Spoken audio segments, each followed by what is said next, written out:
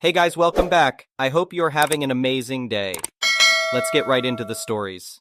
The first one is an entitled People Story. I had just started my new job as the property manager at a large apartment complex in the suburbs. It was a big step up for me career-wise, and I was eager to make a good impression.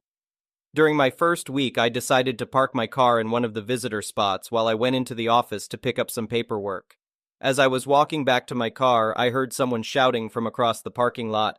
"Hey, you can't park there!" a woman yelled as she stormed towards me.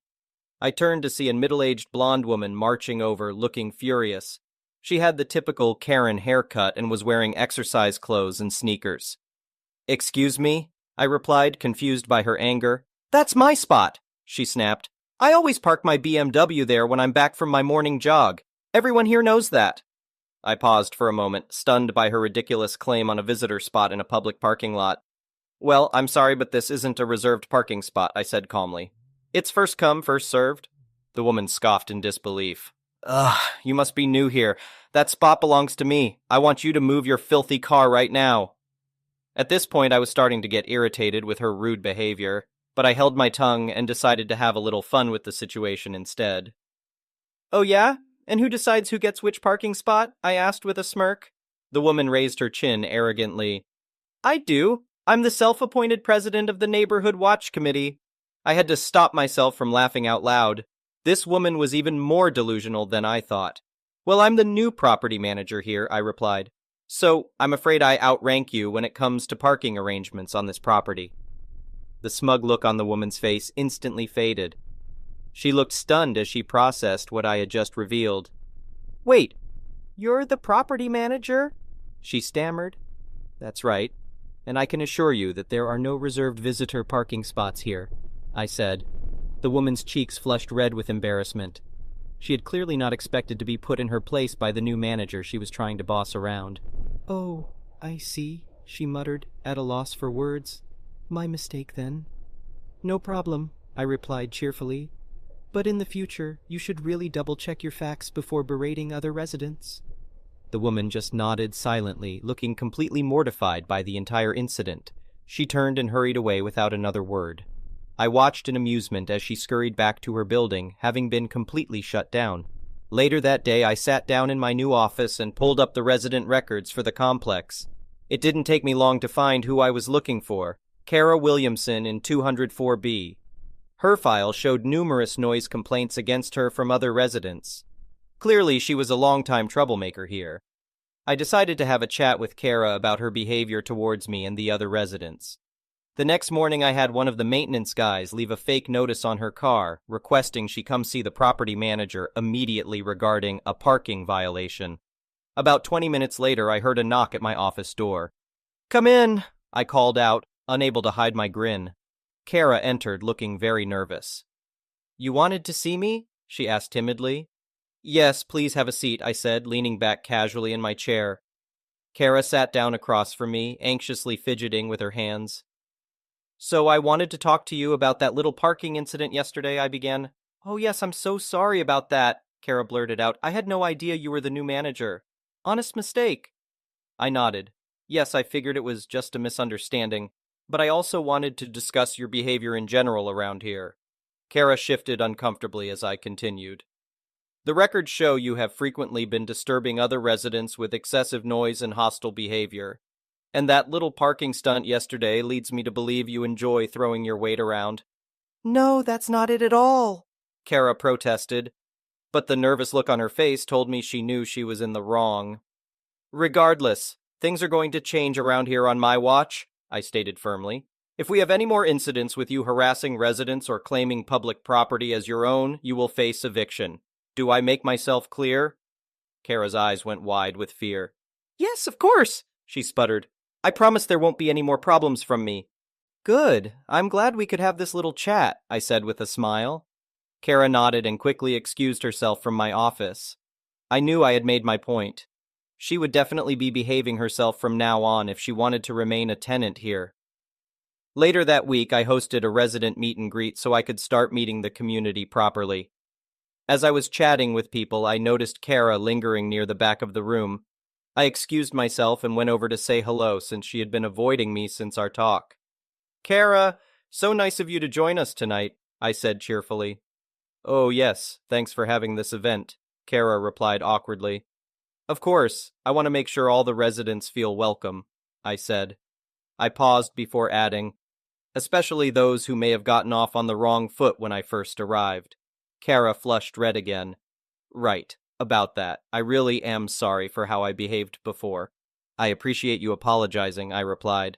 Let's put it behind us and start fresh, okay? Kara nodded, looking relieved. That sounds perfect. As Kara walked away, I felt a real sense of satisfaction. I had put a neighborhood bully in her place without ruining her life or anything too drastic. It was a victory won through reasonable assertiveness and a little cunning. The residents noticed the change in Kara's behavior, too. In the following weeks, people would come up to me and remark how much more peaceful the complex was now. I was glad to hear my tactics had worked so efficiently. Kara remained a model resident from that point on, having learned it was in her best interest not to trifle with me. My first big challenge at my new job had taught me a valuable lesson. Sometimes you just need to outwit an entitled jerk to put them in their place. I realized Kara was likely accustomed to getting her way through intimidation. But the second someone with actual authority came along, she cowered quickly. In the end, it felt good knowing I had improved life at the complex so quickly. And I never let Kara forget our little parking incident, always greeting her jovially whenever I saw her around the property. The memory of her embarrassment that day would be sure to keep her polite behavior in check. She had messed with the wrong property manager and got a taste of sweet karma in return. The next one is a pro-revenge story. My best friend was married for 10 years with his ex for a total of 13 years. He was absolutely head over heels in love with her like I had never seen before, which I never understood due to her alcohol abuse. She would take it out on him, and when he'd be venting about it, he'd always fall back on, it's not her, it's the illness. A very respectable and admirable stance on it. Last year she asked for a divorce because, after years of what I would call abuse, he had simply run out of gas. Her reasoning for asking for one? When she got fired for testing positive for weed, he wasn't empathetic enough. He admits he wasn't because it had come on the back of one of her drunken tirades where she told him he was a piece of crap who was always trying to control her. When all he ever tried to get her away from was booze for the way she treated him when she was drunk. It took him forever to move on from this, with the divorce following shortly after. And earlier this year, after thinking he was moving on, he calls me to come over, and he's in a bad way. I arrive, and he is absolutely fall-down drunk, going on that she didn't ask for a divorce for those reasons, that she had really been cheating with several other people. The next morning, when he's more coherent, I ask him how he knew. He was cleaning out the spare room and selling/donating stuff he didn't need anymore, and when he went to clear an old tablet, she was still logged on, and all of the evidence was there. He gets that out and says he's going back to bed and asks me to lock up when I leave. Before I left, I looked at the tablet. After seeing what I saw, I wanted to find a way to get even with the horrible and conniving woman, so I took pictures of it all and left. When I got home, I started looking up information about these people. 2 of them were just normal guys. Whether they knew she was married or not, I don't know. But the third comes up as a registered sex offender, still on probation for being such a disgusting pile of crap, and the address listed as 123 Lane City State. Chomo knew that she was married. I immediately knew what I was going to do. Chomo didn't live at 123 Lane. Chomo was living with the conniving ex. She made regular posts about their time together. On top of that, she is an avid weed user and has several firearms because she enjoys sport shooting. So I go into the state's sex offender site and make a report of Chomo not actually living where he's registered, and that Chomo is living in a home with what he has no right to, being a convicted felon and on parole. I include screenshots of the social media posts and all to back it up. I was thinking little would happen but an inconvenience to their lives.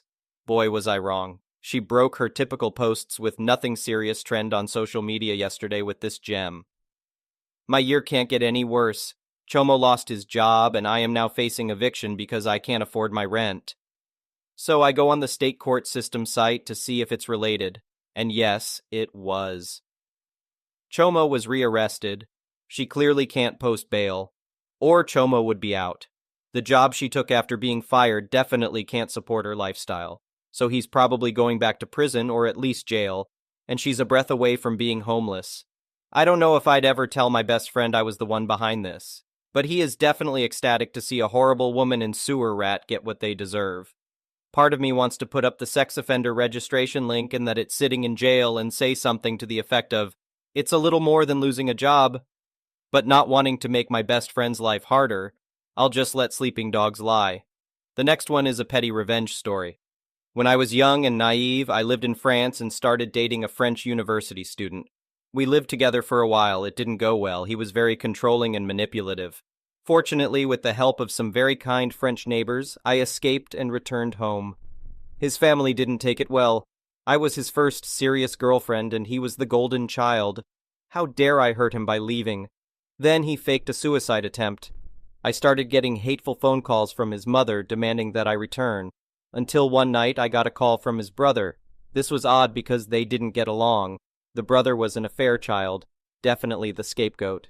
The brother had been approached by the neighbors who had hinted that perhaps my ex wasn't the saint that his mother believed. The brother asked me for my side of the story. I didn't really understand that I had been abused at the time and struggled to explain it, in a non-native language to boot. I wasn't doing well at articulating what had happened. For some reason, the one thing that really stuck in my mind, and really creeped me out, even more than the abuse for some reason, was that he had named his penis. Not only had he named it, but he insisted that I call it by name at all times. I mentioned this to his brother as something that I felt really uncomfortable with, then almost as an afterthought mentioned that he had also named the brother's penis and often compared them. There was a very long silence. Then the brother ended the call abruptly with what sounded like, "If you've ever met an angry French person, you'll know what I mean." A series of infuriated noises followed by a growl and almost certainly a lot of hand gestures that I couldn't see. 2 days later, I got a call from his father apologizing on behalf of the family and saying that they would be getting my ex help before they finally left me alone. The next one is a malicious compliance story. About 2.5 years ago, my apartment was broken into during a camping trip. Some things were stolen, including multiple firearms. A year and a half ago, one of my firearms was found with some kids selling crack in a small city right over the border of the next state. The plea deals fell through, and the girl the cops had initially mentioned was going to trial. I received a letter in the mail telling me of the court date and location, but it was explicitly not a summons. Whatever, I wanted my gun back sooner than later, so I went. Both the prosecutor and the assistant prosecutor were out sick, one with COVID. They made us hang around for a while for no reason, and eventually I just left. They didn't like that, but whatever. Being there was legally voluntary. I told them they could mail me the new date and I'd deal with it then. 3 weeks went by, and here we are this morning. I got home from work and checked my mail. There are 2 letters, one for the first girl and another for a guy I know just as an accomplice from the updates about the girl. His trial is today and hers is tomorrow. I went to the courthouse 40 minutes away and let them know I'm here, everything is fine. They brought in the jury pool and spent 2 hours getting down to 7 jurors. The trial started and we were just patiently waiting, 4 cops and 1 other civilian victim witness. They told us no worries, this will be super quick. They basically just need to ask if it's the firearm I reported stolen and I'll be on my way. They called in all the cops who were getting paid this whole time. It's now 1 p.m. I had been up for 24 hours on 3 hours of sleep the day before, after working a 12-plus hour overnight shift. My entire body was cramping, I was super uncomfortable, and I was exhausted. I last ate at 10 p.m. The assistant district attorney came out and told us they're taking an hour lunch break. I told her I can't stay and I need to leave. She told me I'm not allowed to. I already presented as a witness to the judge. I'd been summoned. I hadn't. They can charge me with this or that. One of the cops told me they could detain me. The judge could order me, after I pointed out I hadn't been summoned, and again, this is voluntary. Basically, they tried to strong-arm me when all I wanted to do was go home. I pointed out that this guy isn't even who I was told was found with my gun. The assistant DA started explaining how, oh no, he totally was. I don't know who you heard that from, my local PD mentioned the girl by name originally, giving me all these details about the case, then re-emphasizing, I really must stay or I'll be charged with a crime. Don't worry though, we'll get you in right away so you can leave soon being in more than an hour, minimum. Here's the thing, The judge issued a sequester order first thing in the morning before jury selection. I said fine and waited. Here comes the single greatest act of malicious compliance I've ever committed in my life. All the attorneys came in, all the jury came in. The judge made me swear to tell the truth. I did. As soon as I finished, I blurted out the prosecutor broke the sequester and was telling me about the case during the break. Stop. Everyone except the lawyers out, including me. Eventually, they brought just me back in. The judge again made me swear to tell the truth, confirmed I understood what was happening, told me the importance of a fair trial. Maybe don't witness tamper then. And explained that witnesses are never to volunteer information and are only to answer the questions. You've been summoned, and it's a legal obligation. I let him finish and mentioned that I have never been summoned. He said, "Then I'm ordering you, understood?" Yes, everyone came back in. We all took our oaths again. The prosecutor that was threatening me started asking questions. Here's the thing, I swore to tell the truth. I never agreed to tell it in a way that makes her life easier. She asked me some basic questions, name, age, what I do for work, etc. Then she got into the actual questions. Do I own weapons? Did I report any stolen around this date? Did I own one of this model? Did I report this model stolen, etc.? Is this your gun? It certainly looks like it. Did the ex police contact you when it was recovered? No. Who did? YYP Police Department, my local PD. Did they give you any details regarding how it was recovered? They said it was allegedly used in a crime by a girl's name. Defense objects, and the judge strikes that from testimony. By now, the DA is realizing that she's giving me too much leeway and starts asking for yes or no answers. Eventually asks if I'd recognize the serial number if I saw it. I tell her no. And that roughly sums up my questions from her. Then it's the defendant's turn, and it goes exactly as you would expect by now. I answer truthfully, but in favorable wording. You said it looks like your gun, but you can't confirm? I'd need to compare the serial number against the police report, or the gun shop which still has it on record. Do you know who stole your firearm? No. Do you recognize Ziz? No. She asked a few more plausible deniability questions, and then I was free to go. I can't wait to be back tomorrow for the girl's trial. I'll probably be much less malicious, but I know the DA will be nervous when she sees me. Court is officially over, so the sequester order is no longer in effect. Good times, and don't worry if I botched her case in this regard. That kid had more than enough charges. He should have taken the plea deal. The next one is an entitled people story.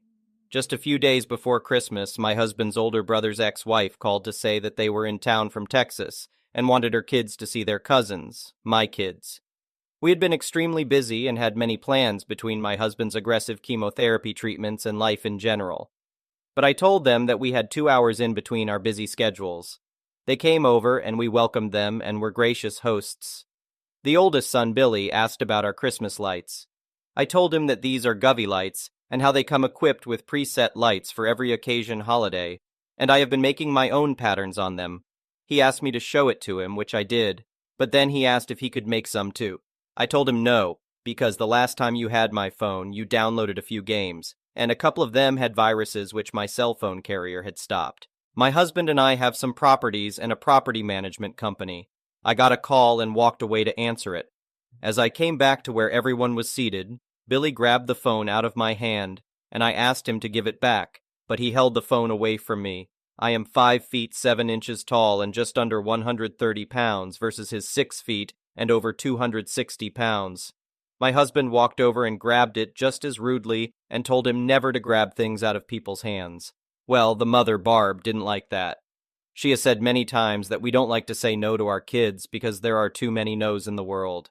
Meanwhile, Billy was throwing a temper tantrum while Nick, the second born, couldn't keep his hands off the candy jar. I have this candy jar that is like a tree with 5 glass jars. I fill it up with colorful candies. I had sealed it so we don't have a temptation to have some. There were some leftovers that I gave them. They grabbed handfuls and stuffed their pockets with it, so I don't know why he wanted more. Anyway, the candy jars came crashing down and there was glass everywhere.